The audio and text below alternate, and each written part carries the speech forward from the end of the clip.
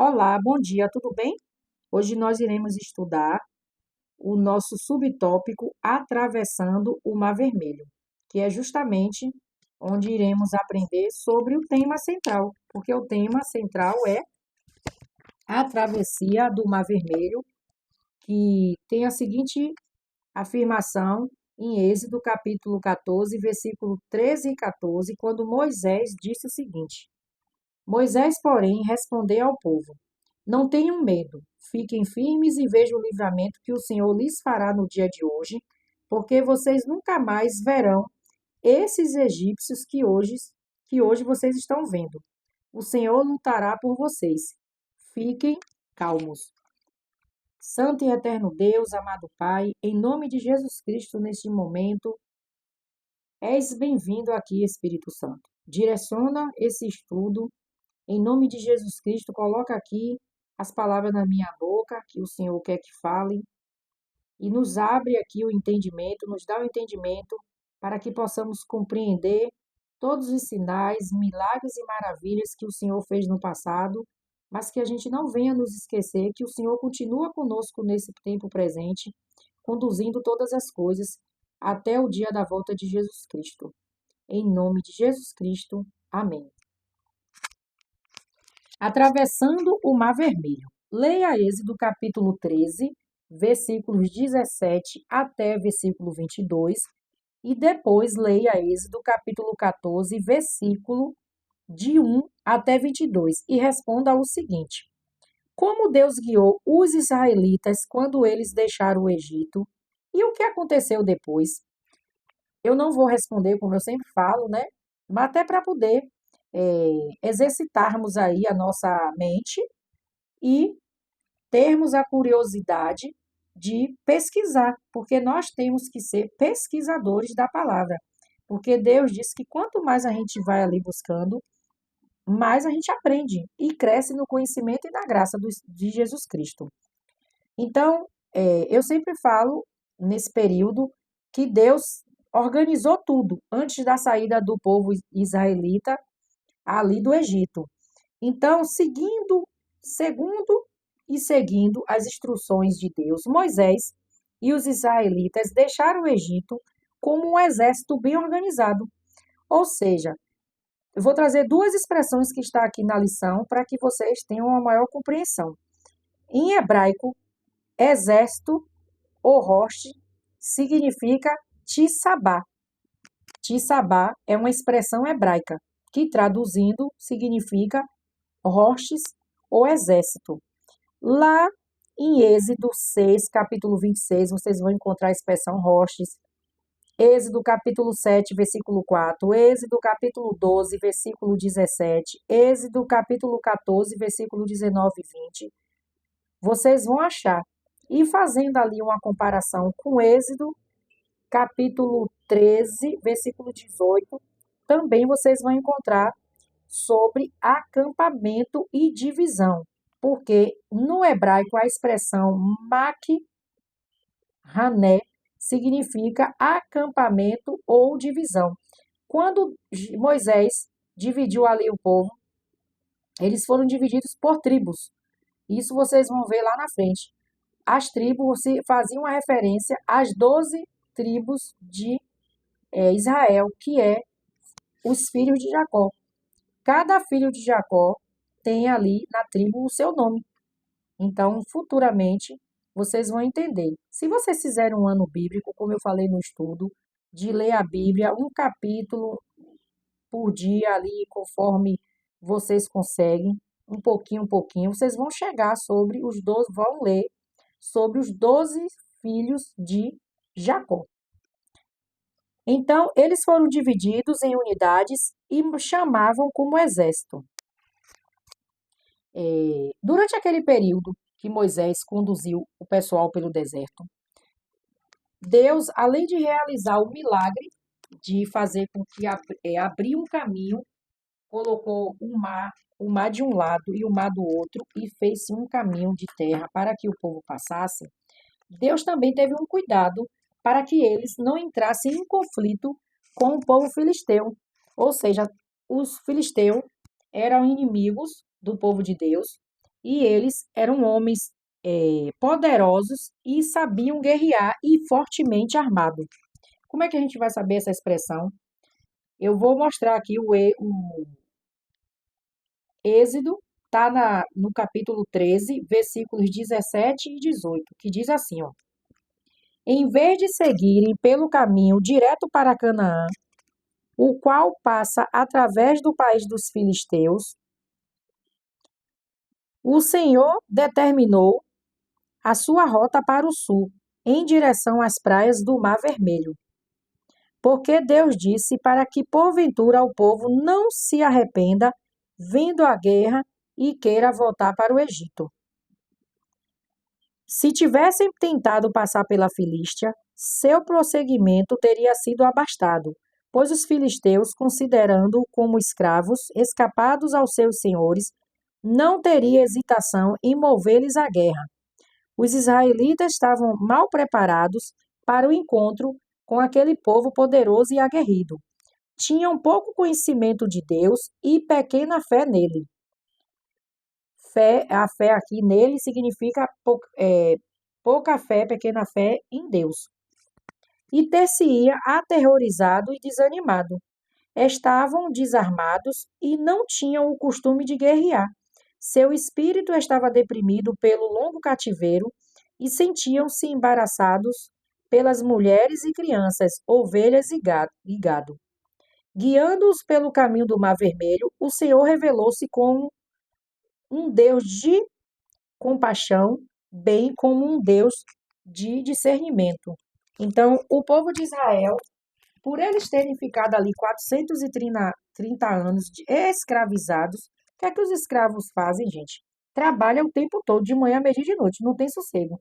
Então, Deus não ia fazer isso, tirar eles de lá e deixar cair na mão dos filisteus. Eles nem sabiam pegar uma arma, acostumados a trabalhar. Entende? Então, assim, é isso que Deus teve esse cuidado.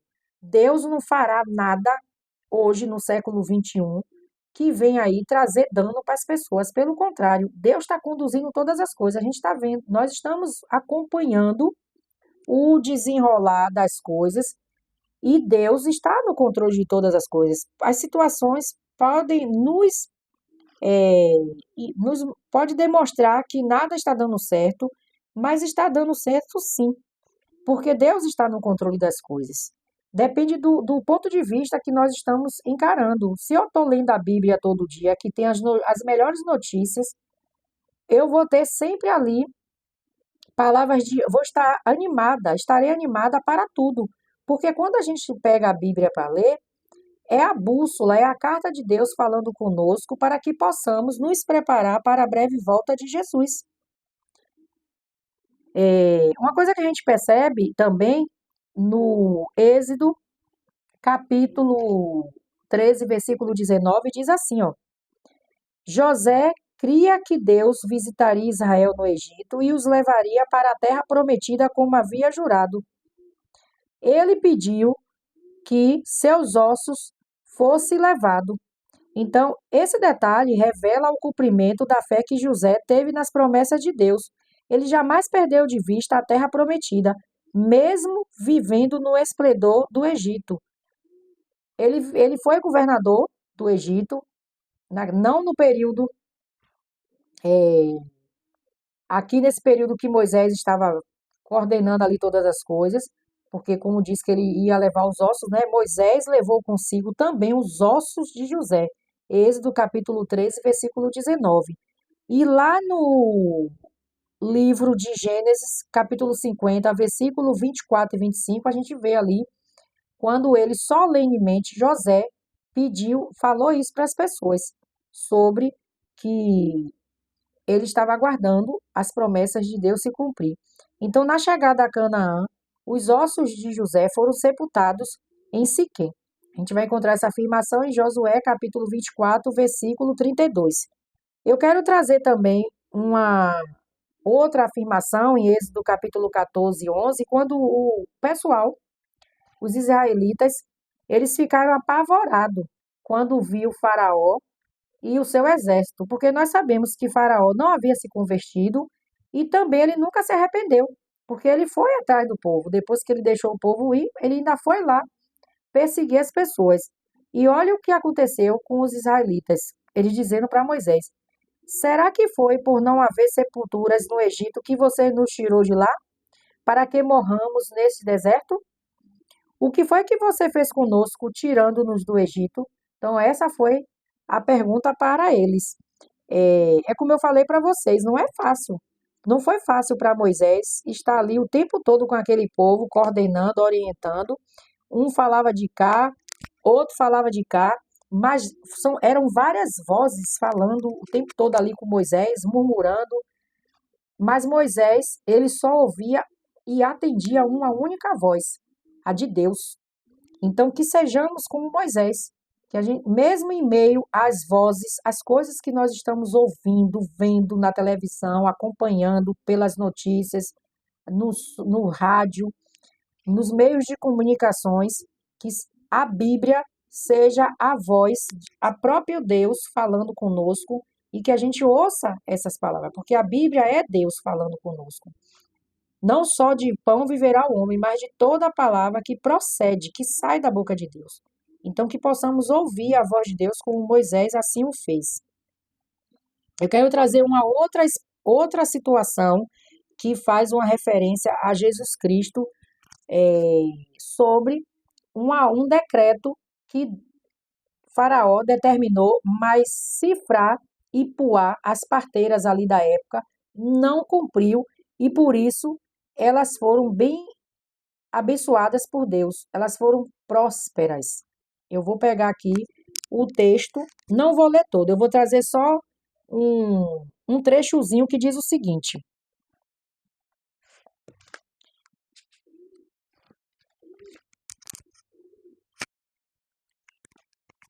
Satanás foi o agente nessa operação. Sabia que um libertador estava para aparecer entre os homens e livrá-los.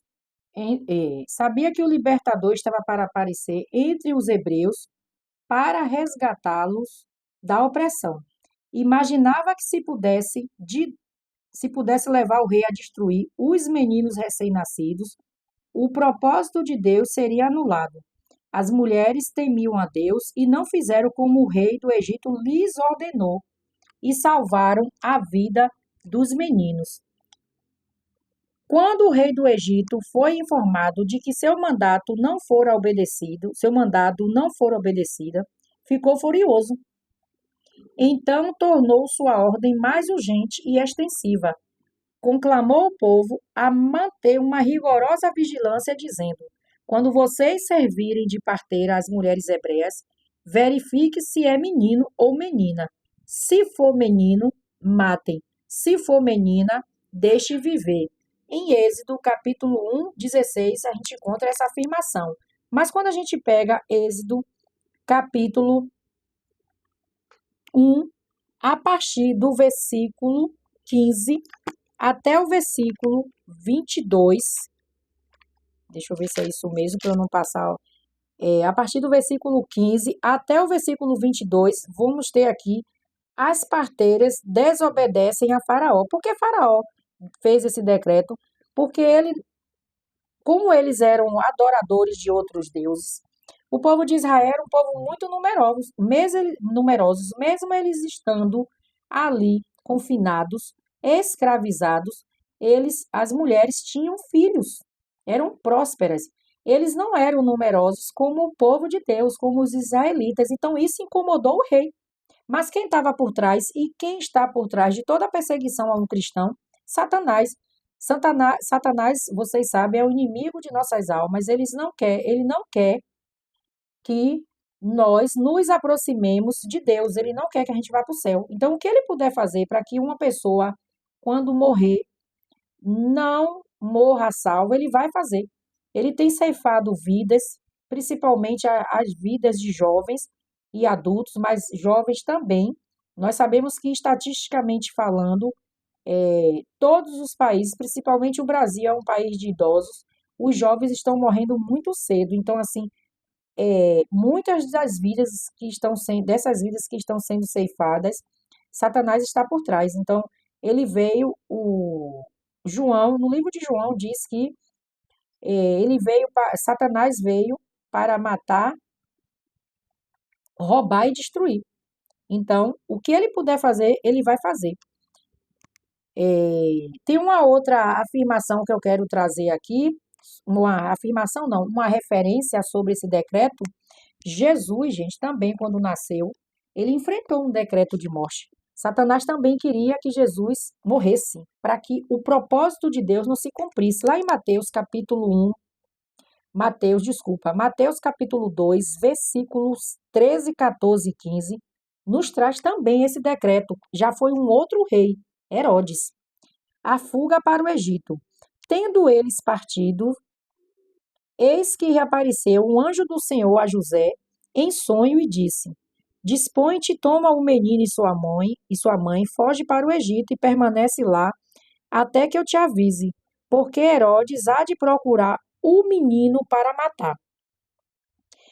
Disponde-se ele, tomou de noite o menino e sua mãe e partiu para o Egito. E lá ficou até a morte de Herodes, para que se cumprisse o que fora dito pelo Senhor, por intermédio do profeta: Do Egito chamei meu filho. Então, não foi só Moisés que enfrentou um decreto. Esse decreto de morte que Faraó determinou lá no Egito com as parteiras hebreias, era porque o libertador era Moisés. Então, através de Moisés, Deus libertou o povo do Egito. E através de Jesus Cristo, libertou todos nós do pecado. Então, hoje nós somos libertos, nós temos o livre-arbítrio, mas Jesus já morreu por nós, pagou o preço. Jesus se fez pecador por causa de todos nós. Então, assim como Satanás não queria que Moisés tivesse nascido, e ele foi criado pela filha de Faraó, Joquebede, mas instruído pela mãe. Joquebede não, ele foi criado pela própria mãe Joquebede. Moisés era filho de Joquebede, mas ele também foi criado ali nos costumes, em tudo do Egito, pela filha de Faraó. Então, José obedeceu ali a ordem do anjo. Lembra o anjo do Senhor aqui no capítulo de Mateus, no versículo 13, o anjo do Senhor, a expressão está escrita em letra minúscula. Então veio um anjo no sonho que Deus mandou, um anjo no sonho e falou com José. Lembra que eu falei que anjo escrito em letra maiúscula é Jesus? Mas aqui já foi diferente, foi um anjo que veio para conversar. Jesus, o tempo todo, durante o seu ministério, desde criança, ele sempre foi protegido por Deus, ou seja, Deus não protegeu só Jesus, ele protegeu também as crianças lá e principalmente Moisés. Moisés foi protegido por Deus. E assim é conosco. Então, que possamos não endurecer o nosso coração não, a nossa mente. É, quando Sifra e Puá não seguiram a ordem do rei de Faraó, do rei do Egito, de Faraó, tinha uma. Aconteceu que Deus as prosperou, mas tem uma relevância para os nossos dias, que diz assim aqui na lição: todo ato de nossa vida afeta outros para o bem ou para o mal.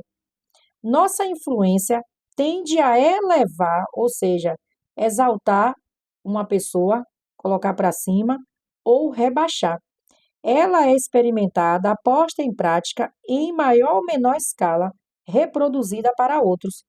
Caso, por nosso bom exemplo, ajudemos outros no desenvolvimento de bons princípios, damos-lhes poder para fazer o bem ou o mal. O que é que isso quer dizer para finalizar? É que tudo que eu faço, que nós façamos, a gente pode influenciar as pessoas ou para o bem ou para o mal.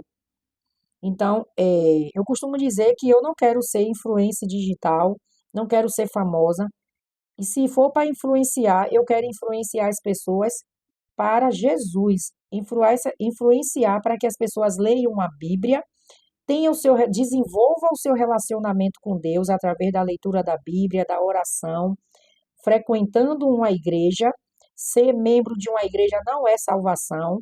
Placa de igreja não salva ninguém. Quem nos salva e já nos salvou é Jesus Cristo. Jesus Cristo. Mas nós temos todo dia, quando nós abrimos os olhos, nós temos uma coisa chamada tomada de decisão. Todo dia, quando eu, vocês, todos nós abrimos nossos olhos, ali é o momento de decidir. O que é que eu vou querer, o caminho que eu vou seguir, o caminho do bem ou o caminho do mal. Fica a critério de cada um de nós. Mais uma vez, agradeço a atenção de vocês, obrigada, fiquem com Deus e até o nosso próximo tema, se Deus quiser, que será avançando na fé. Obrigada, Jesus Cristo, pela oportunidade de lermos a tua palavra, compreender sobre todo o teu cuidado, meu Deus, com cada um de nós, e nós não somos merecedores de nada. Mas como o Senhor é amor, que amou todos nós primeiro, antes mesmo de nós não sabermos. Obrigado, Espírito Santo, porque tem tido tanta paciência com a gente e nos ajudado nesse crescimento da tua palavra. Que possamos continuar crescendo em graça em Cristo Jesus, em nome do Senhor Jesus Cristo, que reina e vive para todo sempre. Amém.